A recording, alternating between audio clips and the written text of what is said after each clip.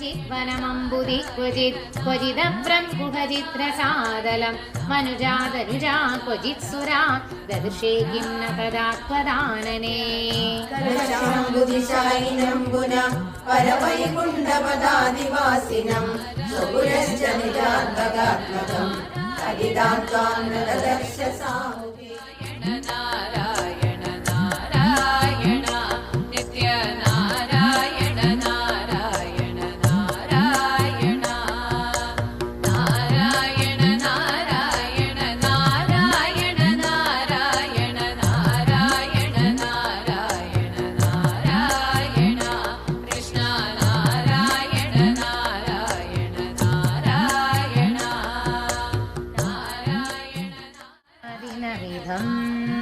अयि प्रिय सखी शन्तनोतु ते सर्वदा मुदं प्रार्थयामहे भवशतायुषी ईश्वर सदा त्वां च रक्षतु पुण्यकर्मणा।